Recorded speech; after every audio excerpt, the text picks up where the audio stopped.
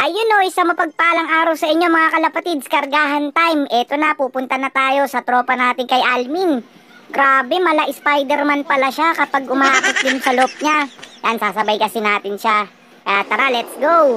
Pupunta na tayo ngayon sa ating loading station. Nakamotor tayo ngayon mga kalapatids dahil napakamahal ng pamasahe pag nag-tricycle. Grabe, 100 balikan. Sayang naman, di ba? So, nandito na tayo sa loading station. A few moments later. Ayan, syempre, tapos na tayo mag-load, kaya naman uuwi na tayo mga kalapatids. Good luck, kaya nga lang nakakalungkot, di tayo makakapag-abang, oh no! The next day later. Kaya ito nga, pagising natin ng umaga, maghahati tayo kay Mrs.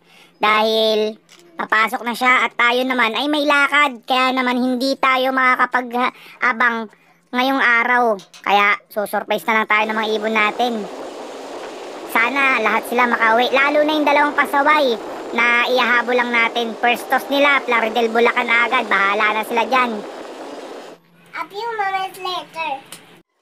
Ayan na nga, nandito na tayo sa bahay at umakyat agad tayo dito sa buong para i-check. At eto na nga mga kalabatids, good job tong dalawan to. Nakauwi sila at check pa natin. Nandito na rin si Tiwi Albay. Nandito na rin yung mga naka-superset natin. Ayan sila oh, dalawa na lang natira mga kalapatids. At syempre, ito yung dalawang pasaway na to. Ay, buti na lang nakauwi sila. Syempre, si J Black. Ayan, automatic yan. Uuwi yan. Yan, magandang hapon mga kalapatids. Time check natin, 12:28 na. At kakadating lang natin dito sa loop. Ito nga, at kompleto na yung ibon natin. 6 lang yung kinarga natin kagabi. So, nandito na yung mga ibon natin. Hindi nga natin sila naabangan dahil umalis tayo.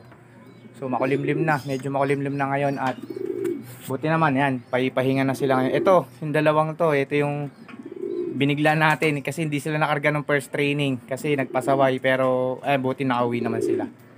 So okay mga kalapatid, Sabado ulit o magkakarga tayo bukas ng gabi. Good luck sa lahat mga kalapatids, ingat palagi, happy flying, God bless.